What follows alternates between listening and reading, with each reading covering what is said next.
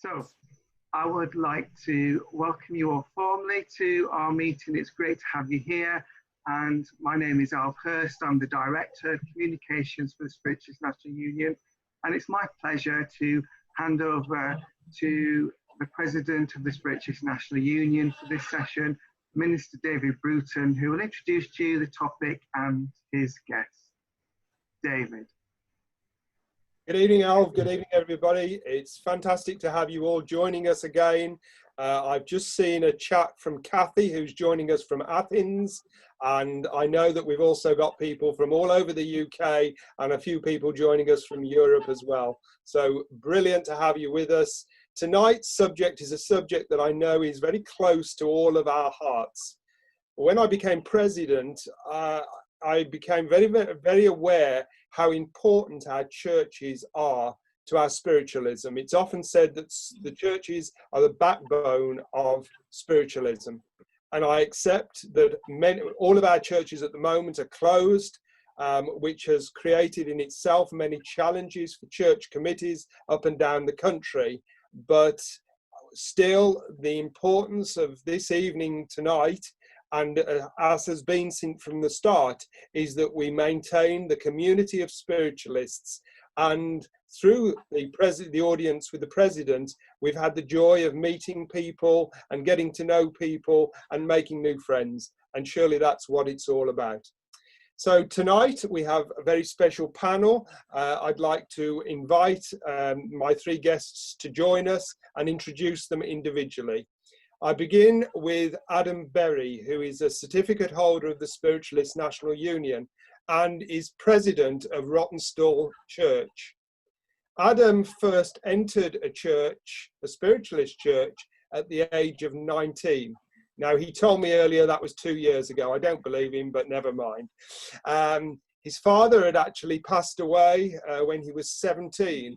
And through the influence of a best friend who was actually already sitting for development, Adam attended the church because he was intrigued by this understanding and knowledge that life goes on after death.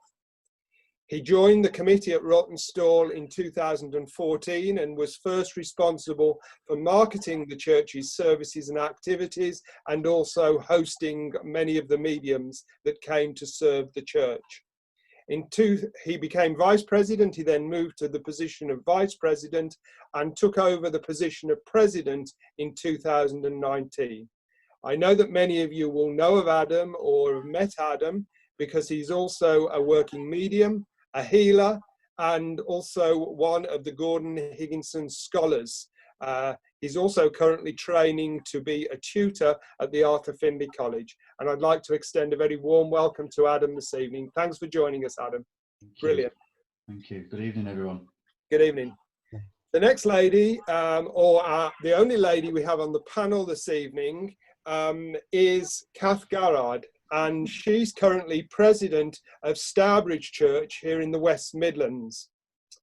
Kath tragically lost her 19-year-old son, who died unexpectedly back in 1991. And she says that she'd always had a belief in the afterlife, but quite naturally was looking for evidence that her son was alive and well and continuing to live in the spirit world. She joined the committee at Stourbridge Church in 2004, then under the presidency of Minister Eric Hatton, who I'm sure was known and loved by many of us. And she actually took on the mantle of president back in 2017. Kath, for her sins, because clearly she doesn't have enough to do with her time. She's also the secretary of the West Midlands District Council, which keeps her busy, I know, and has also served on the Sally Ferguson Trust now for over 10 years. So Kath, we give you a special warm welcome and thank you for joining us. Thank you, David.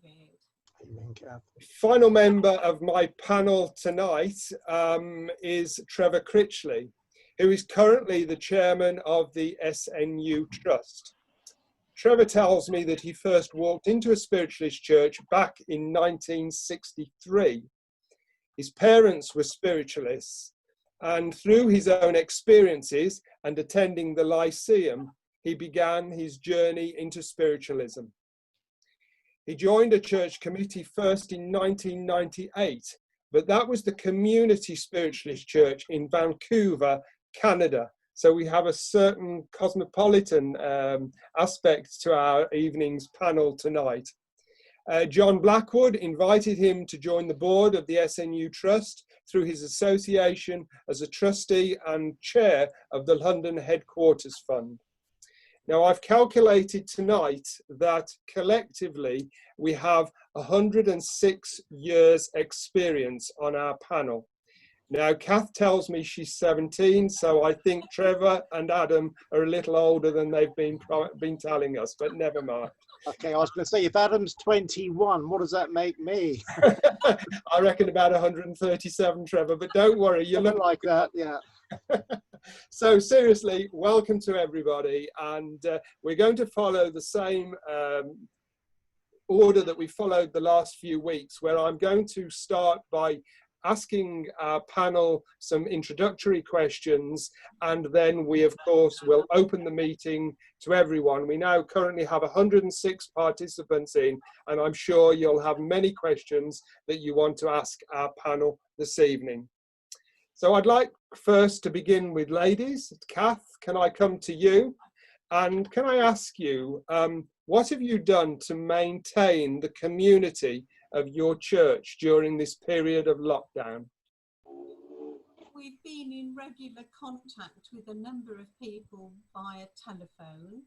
We've pointed them in the direction of the SNUI because we felt that although as a church ourselves, we weren't able to put on services because we felt via Zoom, because we felt it would exclude so many of our church members, that we've kept in touch, as I say, via telephone with a lot of them. We've been offering support in any way that we can, although we've had very few take-ups on that, but we have let it be known that we've been there. We've put it on our website, that please contact the church if there's anything we can do, and we're only too happy to help.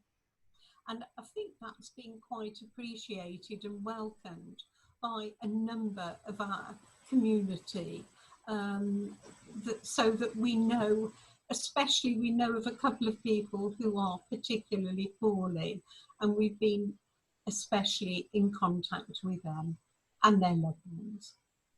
Thank you, Kath. That's brilliant. And I certainly see from Facebook that Chris and his team of healers are continuing with the healing and working hard on healing, which is brilliant. They do. That's brilliant. So now can I come to Trevor? Trevor, why is it important for our churches to be a member of the SNU Trust? There's a number of different reasons, David, and obviously, in my mind, the most important one you mentioned, community, is to be part of that community within spiritualism, within the UK, and obviously with the SNUI sort of internationally. And by being a member of the union, that is the only way that you can become a member of the SNU Trust and receive the benefits that that member churches do receive, which is, from a financial aspect, assistance with things like loans, and also, by taking on church funds and keeping them on deposit and paying a much better interest rate than you would get on the high street, the banks, etc. Absolutely, and I think it's worth remembering, Trevor, that despite the efforts of the Bank of England, you've maintained your interest rates, so you're doing a good job for the churches, and that's brilliant. And we're operating. It's business as normal. We're still operating daily, and we're coming through this irregardless. So, and as you pointed out, I mean, I think all banks now, if you're lucky, you might get 0.001% interest on a deposit account. Well, as you say, we're still paying the normal rates, the rates we were before all this started. Brilliant. That's good news. Certainly good news for the churches who are going to undoubtedly have a difficult financial year. Yeah. Can I come now to Adam? Adam, many people like the idea of becoming the president. Is the role as glamorous as some people think? It has its challenges. It's not a glamorous position. I think you have to be a certain type of person to be able to do it, because there's many challenges of different personalities on your committee. You know, I mean, I'm lucky. I've got a good committee, but I just know that there's all them challenges, and you know, especially when you get inspired with new ideas, it's allowing and making sure everybody's running with them ideas as well, and everyone's okay with them. It can be challenging, but it's also very rewarding as well when things do actually come together, and it's that what comes from a little bit of inspiration, and then it's the collective thought process that goes through, you know, with the committee, and then we're able to produce it, and it's wonderful when that happens. But it's a lot of time. It's more time than I thought, because it's obviously I work full time as well as running Rawtenstall, so it's like another full-time job as well on top of that, because you're constantly thinking all the time. You're worrying that you've done the church rules all right, you know, because I've been president for a year now, so it's been a real training and learning ground within that. So yeah, it's not a very glamorous job, but it's a rewarding job. What bits do you like best? Think about the best thing you like about being the president. The best thing about being a president, I think it's all the ideas that I've had over the years, you know, all the, and sort of like, call them like droplets of inspiration or whatever, and you sort of like trapped with them sometimes and you can't move forward. But being president, it gives me that sort of freedom to be able to implement them things. So, and, you know, just to run with things and being trusted to run with things as well. I think that's really important. So, yeah, I don't know what else to say about that really. There's probably a lot to say and I'm not saying enough. I'm not giving that justice. That's absolutely fine. That's brilliant. Kath, can I come to you? Have you seen your congregation change over the last few years? And if so, how? Yes, we have seen our congregation change. Sadly, we've lost a number of our elder congregation to the higher life. And lovely, they come back and we get messages from them, which is absolutely wonderful to hear. It's heartening because we've actually seen younger people coming into the church. And I feel personally, we really need those younger people because it's succession planning. It's the security and the future of the church to have younger people coming in, and a lot of them, they're coming in and they're interested. They haven't joined things like committee or anything like that yet, but they are the future, I see them, of the church when we pass to the higher life. Absolutely, yes, absolutely. It's important, and I think it's worth remembering. So before I open up to the audience tonight, Trevor, I'd like to ask you just one last question. Right. Is spiritualism in Canada significantly different to the UK, given the fact that you've experienced both? No, it's very similar, although I did find that with the churches in Canada, they're very disjointed. You know, they're sort of like separate islands unto themselves. They are aware of each other. However, there doesn't seem to be that united front and that working together within the community. I mean, going back when I was on the a director of the Community Spiritualist Church back in '98, there were actually 4 spiritualist churches in Vancouver, and very seldom did we talk to one another. You know, there was no joined up, there was no sort of conscious effort to have a united front, as it were. So it differs very much so in that regard.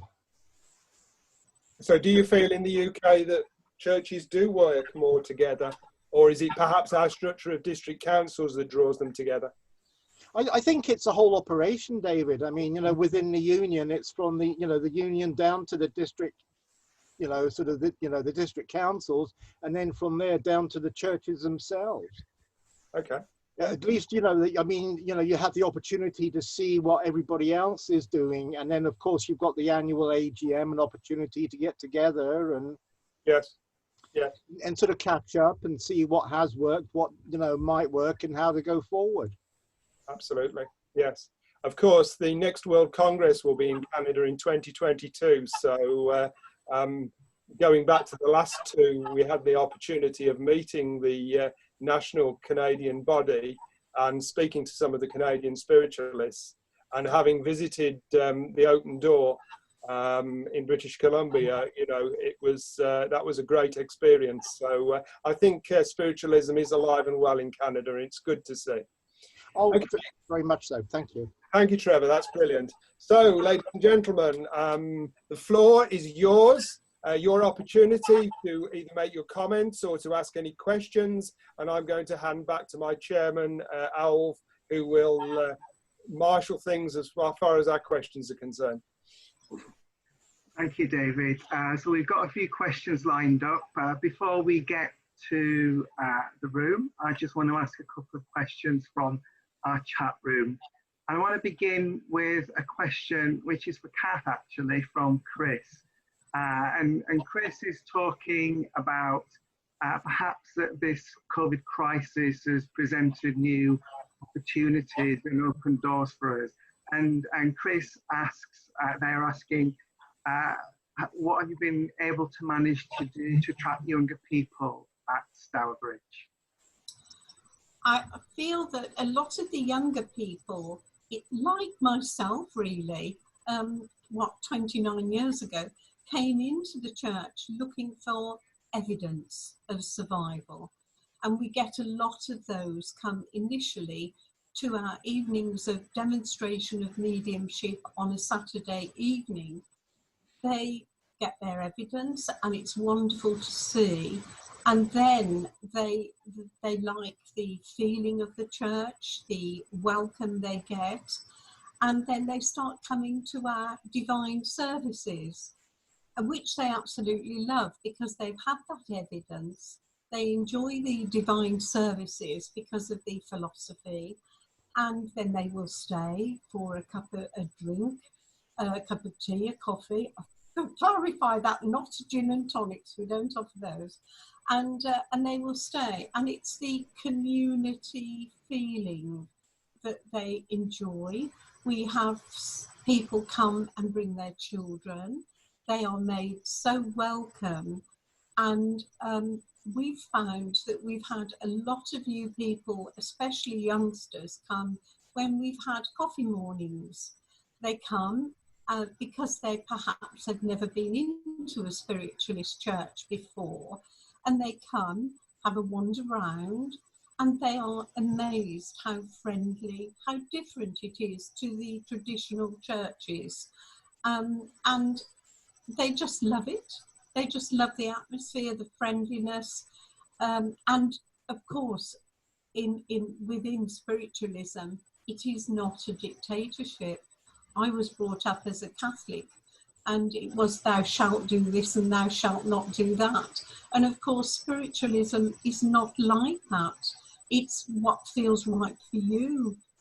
So we are lucky to have those younger people coming through. Brilliant. We've just got to find a way of enticing them now onto the committee. Yes, yes. One step at a time. That will come, that will come. Of course. Yeah. Brilliant. Thank you, Kath, for answering that. Let me look at these questions now. So we've got a question from someone from, I assume, from a Pioneer Centre. And for those of you who don't know what a Pioneer Centre is, it's one of the different structures of churches that we have in the Union. and they tend not to have their own building, but set up in high premises. So Nicola is asking about a finance question for Pioneer Centres, and are there excess finances expected to come back to the union this year? So perhaps David, you could answer that one. Yes, I can. It was discussed at the Finance Committee a couple of weeks ago, and I'm sorry, Nicola, you will be getting a letter very shortly. So bad news on that score. Oh dear. Oh, well, that's lost one fan. So we'll come back to the chat room in a little while. I'm going to invite Tim into the room now. Tim, could you unmute your microphone, please, and come into the room? Wonderful. You can hear me okay? Yeah. Tim, Lovely. Yep. So good evening, panel. I think my question is actually for you, David. I came on to this chat room probably a little bit early, about 15 minutes to 7. And I heard a lovely lady say, and she was praising SNUI in her statement, that she'd learnt more in the last few weeks through this type of meeting than she had for several years in her church, which is wonderful. It suggests you're doing, you and your team are doing an excellent job. And the meetings that I've been to with the president, I've really enjoyed. And I feel so much like that community sense that I experienced when I was a young boy of 10 going to the spiritualist churches with my mother, which sadly I feel is lacking at the moment. And obviously, from an educational point of view, that lady's local church has let her down in one way or another, where you guys have filled that void. Is there any plans after this lockdown period, because of how successful Zoom has been for the union, to take maybe Zoom into the churches? For example, over the years, and this is not because of something that the NEC or the unions are doing wrong, but sometimes I'll go into churches and I'll hear people say things like, I don't know who they think they are up at the Arthur Findlay College, or I've never met the president before. And that saddens me. And I remember when you were the president, and I'm trying to be as quick as I can for you. I remember when you became the president saying that you were going to go to every church in England or in Britain. And I'm sure you've either achieved that or nearing that goal. And I know that you're doing a wonderful job. But maybe you and your committees, it would be lovely to have different public meetings through Zoom in churches to be seen to be part of that community, those individual church communities. I don't know how you feel about that. Well, we could actually answer your question, Tim, and perhaps spend an hour discussing it. I won't, of course. Obviously, there's lots of other questions, but I want to just pick up on a couple of points and in an attempt to respond to you. One thing we're hearing a lot about is something called a new normal, and that's the state that we're going to pass in when we leave this particular lockdown. And I feel very strongly that we're going to have an opportunity to reset some of what we do within the movement. And the Zoom, I think, is going to be a part. I'm not saying that we're going to still be broadcasting services. Let's just bear in mind, the union took Zoom on for SNUI over 15 months ago. So Zoom is something that we've just adopted for the lockdown. It's something we've been using. It is a brilliant tool, and in the right hands and used properly, it has a great benefit. I can tell you that over the last few weeks, we've done 2 meetings with the district presidents. Every district president in the union has actually joined in Zoom, and we've spent a couple of hours, very good hours, because it's been an opportunity to share directly to the district some of the work we're doing. And without giving away any secrets, I can tell you that towards the end of June, we're planning to hold a similar meeting that potentially will invite every president of every SNU church in the country, so that we can help them, support them, inspire them, and give them as much information as possible. One thing we've learned, we've actually been busier than ever as a result of the lockdown. And I think we have to harness technology to get the message across. And it's wonderful because looking around the country on social media, I see that some mediums are working in churches that would never perhaps have gone to that particular church.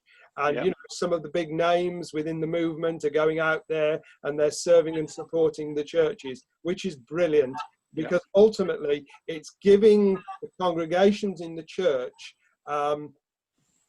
the ability to experience perhaps different people, different ideas, different views, different addresses, and that will broaden their knowledge and experience of what it truly means to be a spiritualist.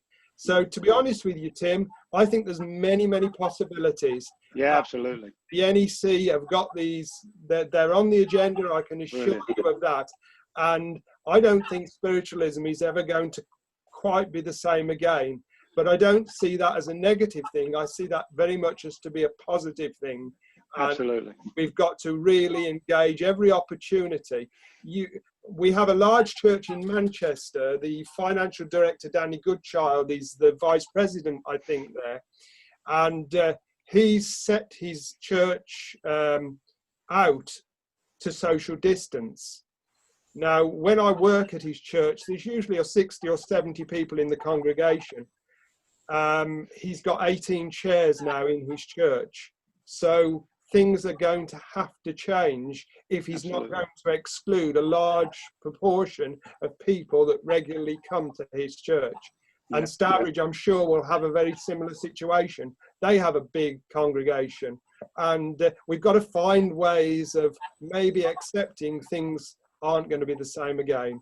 I did say I could talk about this for a while, but I'm going to leave it there, Tim. Yeah. It's not the David Bruton and the Tim Abbott show. No, it's not. Absolutely, wouldn't want it to be that. And I hope I've been good to answer your questions. But thank you very much. We know that things need to change. Absolutely. Thank you. Yeah, I think a mixed future between real and digital forthcoming. I got a question here from the chat box as well, which came in while you were talking, which is quite interesting, I think. It's for the panel. And the question is, have you ever been tempted to go undercover to another church to find out what's going on? So that's the if I can sort of jump, I mean, I have been to the occasional sort of other church services. I mean, especially like example, when I was living in the States, where I was in deepest Nebraska, there were no spiritualist churches around for hundreds of miles. So on the odd occasion, if I felt so inspired, I mean, I would go into the local church. It was a Methodist church, but it wasn't to go undercover. They knew exactly, you know, where my interests in that lie, and they didn't have a problem with me being there. So does that answer that one? Anybody else on the panel? So let's ask Adam, because undercover.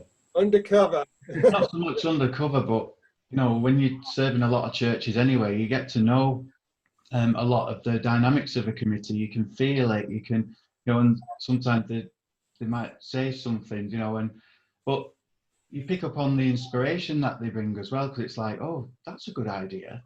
You know, I'm going to see if we can take that back to Rawtenstall. So there's, it's interesting to pick out pieces that maybe that you do like and could take back with you, or maybe that you don't so much like as well, that you wouldn't do. But I don't know whether that's answered the question. Oh, that's fine. That's good. So if anybody sees Adam incognito, you know he's coming to steal your ideas. Yeah. Okay, Elv? Yeah, I'm going back into the room now. Let me look who's got the hand up. Alan, could you unmute your microphone and come in? And could I just ask our guests as well to, could you put your microphones on mute while you're not talking? Because Zoom's a bit noisy tonight. It's a bit squeaky. Okay, thank you. Alan, go ahead.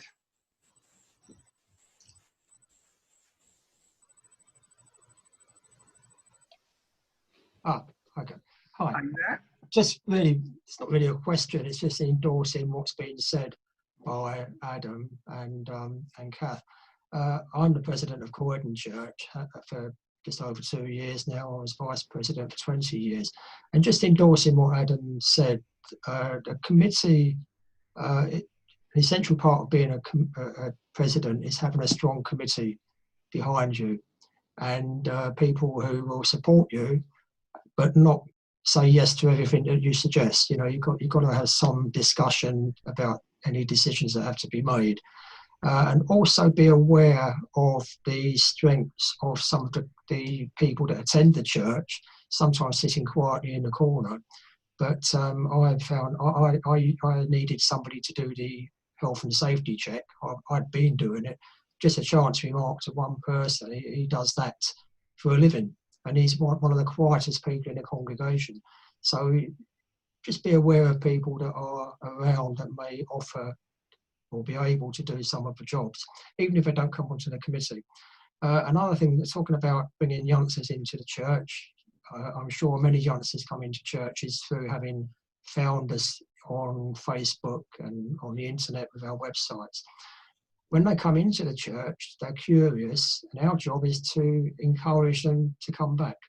And for that, they need to be welcomed and become inclusive within the church. And so once they come in, it's up to the committee and even members of the church to welcome them, answer their questions, have a chat. And gradually, hopefully, the size of the congregation goes up and also the membership. Finished. Yes, I say, and that's what we're working for. I'm not used to being muted, but never mind. Yeah. Can I come back actually to my response, David, to that previous question? I misunderstood it insofar as that I was under the impression it was leading to sort of like other religions. But no, within the union, I have been to a number of churches. I would dearly love to visit every church within the UK, similar to yourself, David. Whether that would happen or not, I don't know. But no, I don't go incognito. Some churches recognize me, some don't, which is fine. But I would like to see, and you know, for the SNU Trust, we are working, and we were going to implement it this year. It looks as though obviously it's going to be carried over till next year, where all the trustees, where we all start attending the various district committee AGMs and that, and get to be, you know, to be present, to assist at these meetings and to, you know, explain, you know, the trust and what we can do for you, the churches, the members. And I assure you, we will not be incognito. Okay, thank you for that. Sorry. Thank you, Trevor.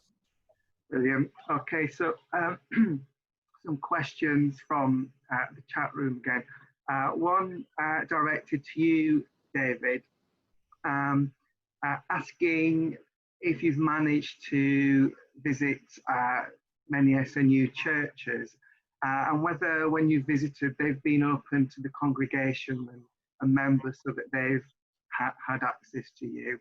And Sophie here in her question is commenting about how she's not been able to see the minutes of a committee meeting, which I understand, which might need a little bit of explanation as well. So I guess that's about perhaps to the rest of the panel as well, open that out into the relationship between members and the committee as well. But we'll begin with you, David. Okay. Well, yes, I did make that bold statement when I became president that I wanted to visit every church in the country, and that still holds good. I think at last time of counting, I'm about 187 or there out of 320. So I've visited well over half. But I don't just turn up on your doorstep and say, "Oh, hi, I'm the president." It's usually nice to be invited, And if any church would like me to come, I'd be happy to do that. I think it's important that the union get out there and understand the issues that the churches are dealing with and facing. That is a strength of the union. And I myself have spent 25 years on church committees, so I know how tough it can be to run a church, and I can appreciate that. So I think that covers that, Alv. Shall we ask somebody else, perhaps? Kath, do you want to speak to the minute situation? Yes, I mean, we've been in an unusual position whereby Stourbridge, which ran for many, many years, it was established in 1926 and operated really well for a long time. We then had a situation which was welcomed, actually. We had a panel. I wasn't president at the time, and it was after we'd lost Minister Eric Hatton, and we had a panel come in which we welcomed. We really did. We welcomed it. Highlighted a number of issues that needed dealing with. And then as a result of that, I was appointed as president by the National Executive Committee. We undertook all those actions, and the minutes were actually always shared with our 2 support officers.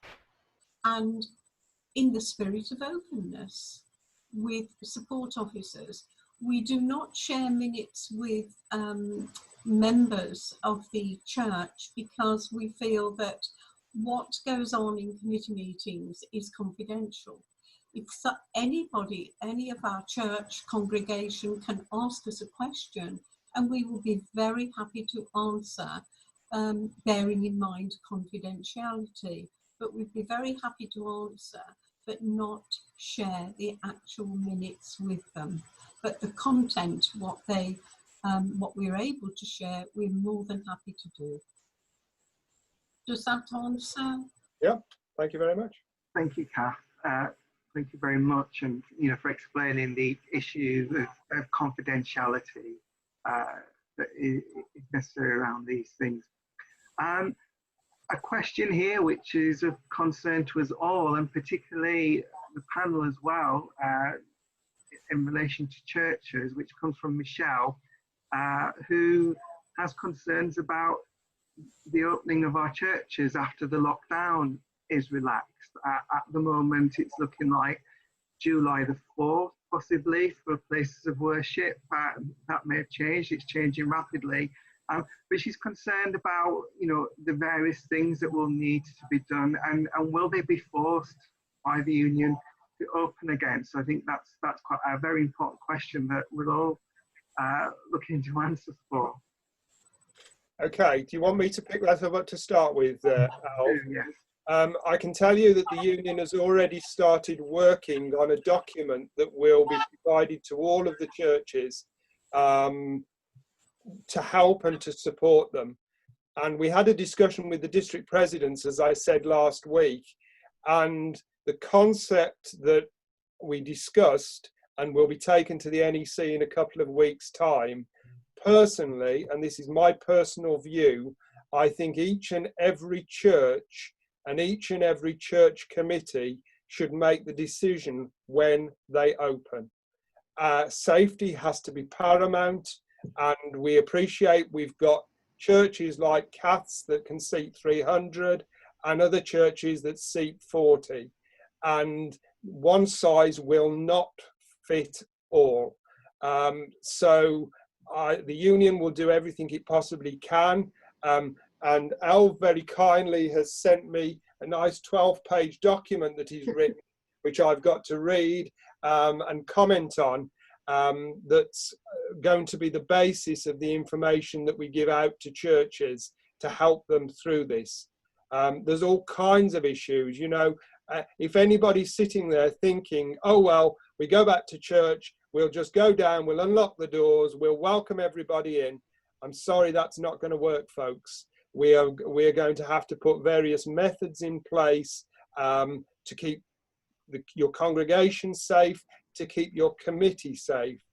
And one little thing I mentioned at the meeting last week, another big church in the West Midlands, I was meeting with their president last week, and they've got a committee of 12 on their church committee. And the president said, we've only actually got one person out of 12 who at the moment would be in a position where they were able to open the church. And you can't open a church with one person. You need more people than that. So I think it's going to be a challenge, but I'll put it out here now that the union is going to do all it possibly can to help and support the churches, and that is the intent of getting the church presidents meeting later this month, so that we can discuss all these issues. For me, one of the greatest benefits of being affiliated to the union is you're not on your own. You don't have to take these decisions without having at least guidance, support and advice. And that's what we're here to provide. And we'll do everything we can to help every single one of our churches to reopen, but reopen safely for everyone. Thank you, David. Are there any, perhaps Kath or Adam, do you want to share any of your thoughts or concerns about what lies ahead? Yes, if I can. Sorry, Adam. No, you go, Kath. We've already thought about it. We've marked out, like the other some other churches, we've marked out our distances. We've taken a lot of chairs out. Safely, we can probably have a congregation of about 70. We are lucky because we can have people coming in the main door, and then we have a back door and we can let them out the back door.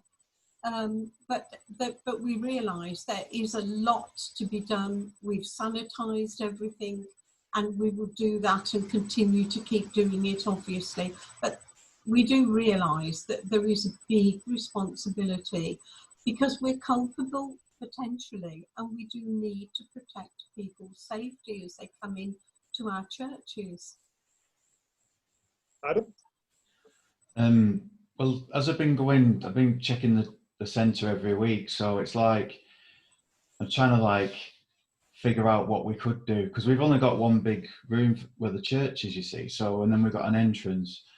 We have benches as well, so there's like 20 benches in the church. So I was like thinking, well, we could have one person per bench, but how are we going to go on the platform, because the platform's small? How are you going to chair from that? We could obviously sanitize the benches down, but are we going to mark up the benches where people can sit? But also you got to think about too that if you have people that come from the same household, they can sit together. So, but do we still separate everybody? You know, it becomes a bit of a minefield. Yes. But yeah, we're actually thinking about ordering all the sanitizer now for when we open, because obviously there's been a bit of a drought on it, hasn't there? So we're trying to think of them things, but it's hard when we're sort of like personally in a shielding position with my husband, so it's hard to know what we do next with concerns of going outside. So it's hard to think and actually going back to work as well, and all them things that they're putting in place, the toolbox talks, it's all a minefield and just getting your head around it really, but I'm sure we'll work something out. It's just, but I'm waiting for the guidelines from the SNU really, so that we can Absolutely run with it.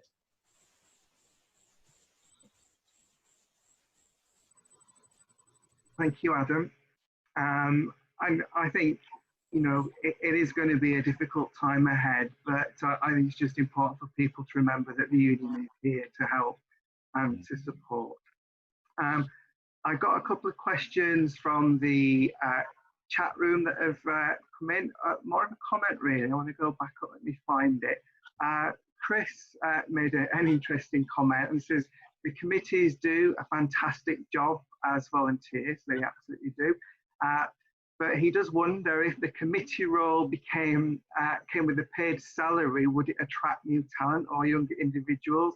And would people see religion as a career option? Really interesting point there. What do people think? Panel. Total silence. I see it personally as a voluntary position. I think by being voluntary, hopefully you get the right people in that position, in that post. If it became a paid position, would people want the job for the wrong reasons? Having said that, I must say I never sought to be president, but David knows that. But would people see it for the wrong reasons? Would they want the job for the wrong reasons? Adam?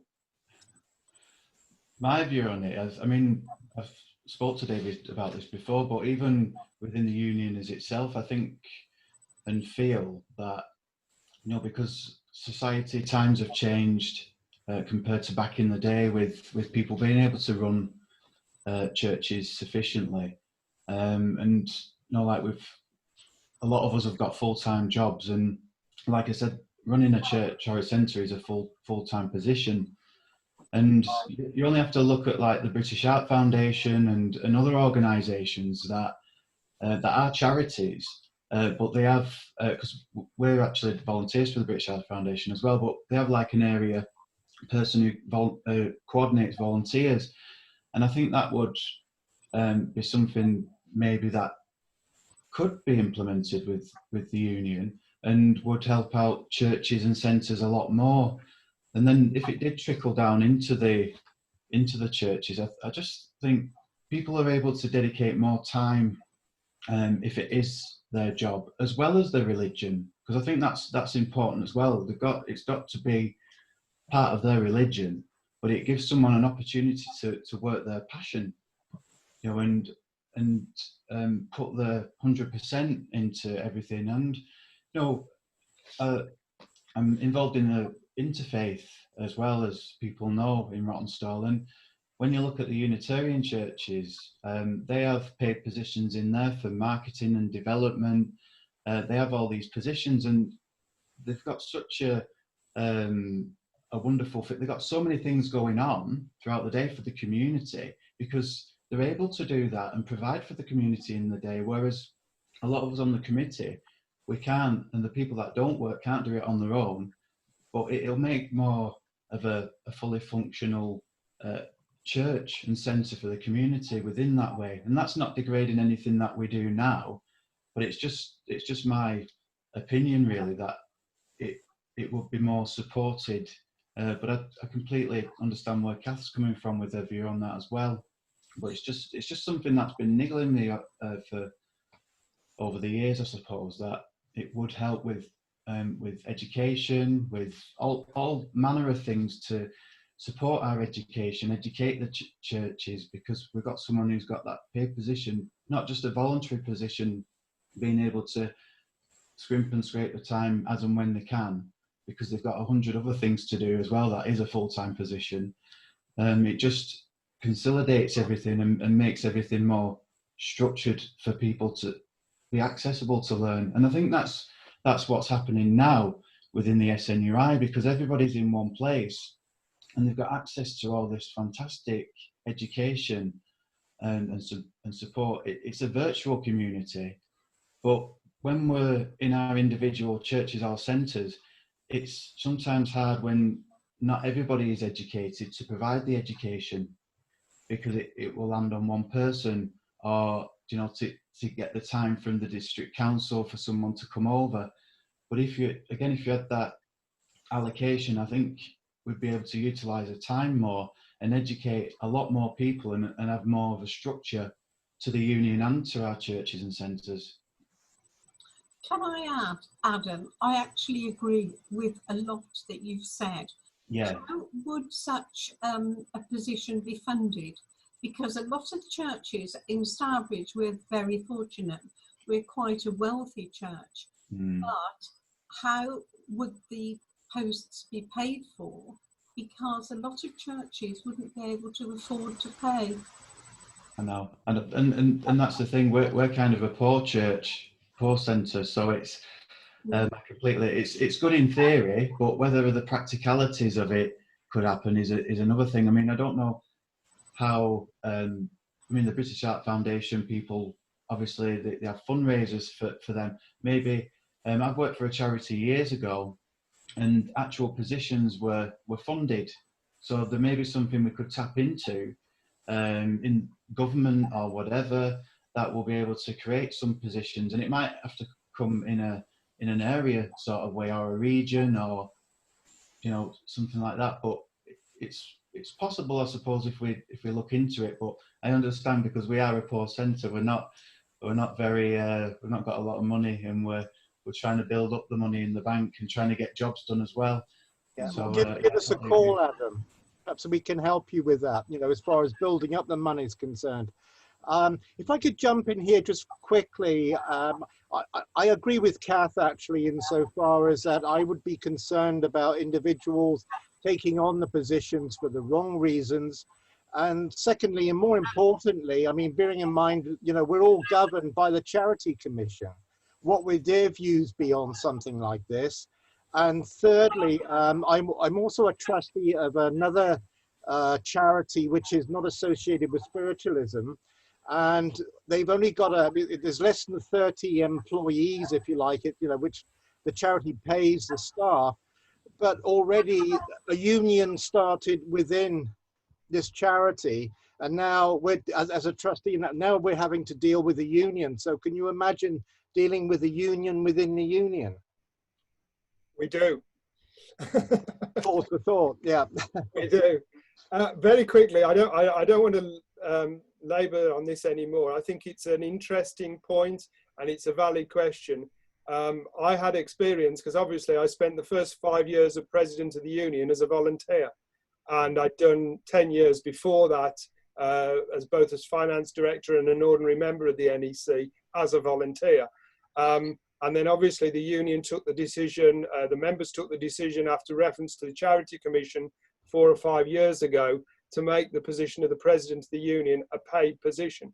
And I have to admit to you, ladies and gentlemen, that I agonised over that decision. I wondered if that was the right thing to do for the union. And this wasn't wholly about me. It was about, were we taking the union in a direction that wasn't right anymore, given the fact that all of our churches and all of our districts and a lot of the functions of the union are provided by volunteers. I'm not going to say, you have your own opinions as to what I do and the job I do, whether you like me or you don't, that's fine. I have to say that since it's been a paid role, it's been easier for me to be focused and dedicated on the union full time. Trying to fit it in with also trying to earn money to put bread on the table is an impossibility. And certainly the role of the president, I think, has changed significantly to what it was in the past. And now I don't know whether it could ever go back to be a voluntary role. I don't know. We should never say never. So there we go. But bearing in mind that every church community within the Church of England has to find the salary for their priest or vicar. And it happens and it works. So there are models out there in other charities, in other religions and other faiths where it happens. So perhaps we should never say never. Thank you. I mean, that's a really interesting discussion that we've just had, and it helps us to kind of think how we value our positions in churches. We're running out of time. We've got a few minutes left. I just want to quickly go back to the room. I want to ask Minister Barry Oates, whose hand's been up for quite a while now. Would you like to unmute your microphone and come into the room? And if we can be very quick, please, Barry, that would be fantastic. I'm unmuted, Alv. Fantastic. I'd like to go back to the situation of reopening our churches, and the fact that we possibly have got to introduce social distancing, which to me means that we are going to have to face a situation where we are turning away members of their own church. Now, I don't know how many committees these days are ready for that sort of thing. You know, to say to a member, I'm sorry, but you can't come in. The church has now got its quantity for tonight, and they paid a membership to be a member of the church. Are we ready for that situation? Or, you know, it's not something that you can produce on a piece of paper and say, this is what you have to do. It's educating our committees to face up to that situation, especially when it's a good friend that you're actually saying, I'm sorry, but you can't come in tonight. And that person saying, well, you know, it's a medium that I would like to see. And you've got to stand your ground and say, no, I'm sorry, you can't come in. I just wonder if we're ready for that. In responding to that quickly, Barry, I'm mindful of Janet Nahavic's church in America, and they had the same problem, that they were literally having to turn the congregation away. So what they did is they held 2 services. So maybe that's possibly a solution. You know, churches in the UK that actually hold 2 services on one day are few and far between. I certainly have seen the kind in the time I've been working the churches. But, you know, we are going to face a brave new world, and surely it's within our ability to think outside the box and maybe to do something like that, so that if we can only have 20 people in our church for one service, all right, do we provide the medium a little bit of lunch, do a service on a Sunday morning and a service on a Sunday afternoon or something like that? Hopefully these social distancing measures are not going to be a permanent factor. There is going to come a point where they're going to either be reduced or withdrawn. We don't yet know when that's going to be. So maybe in an interim period, that would provide a solution. And like you, Barry, I would be horrified to stand at a church door and say, sorry, you can't get in. I certainly remember my early days of standing in my church and worrying that we ever had a fire officer in because we got a particularly popular medium in, and we literally packed the place to a level that health and safety would never allow today. This was 30 years ago, so things are different. But I agree, it would be a terrible thing to say, sorry, you can't come in. Thanks for that, David. I'd never thought about having 2 services in one day, but it's certainly a solution. And in my experience, 56 years in spiritualism, we're a resilient lot. We are. And I'm sure that we will find answers to the questions, but it's not going to be an easy time. Absolutely not. Absolutely not. Time is running short. Time. Okay. Can I just end by thanking everybody for tonight? I hope you feel we've had an interesting evening together, and we've tried to get as many questions in as we possibly can. Can I just put you on notice that we'll all be back again here at 7 o'clock next week, when we will be focusing on perhaps 2 of the most important pioneers of the 20th century. I speak of Gordon Higginson, of course, that's known to many of you, and also Arthur Finlay. And next week on our panel, we have international medium and tutor Paul Jacobs, and from the Arthur Finlay College, Tanya Smith. So I invite you all to join us again next week, where I'm sure we'll have an equally interesting evening. And can I also thank Trevor and Kath and Adam for being with us tonight and being on the panel and sharing an interesting discussion. It's good to have you with us. Thank you. Thank you, Al. Thank you, everyone. Thank you, David. Thank you, panel, for yet another really interesting discussion, which just allows us to think our way through current issues and to think our way forward for what's to come. Before you go,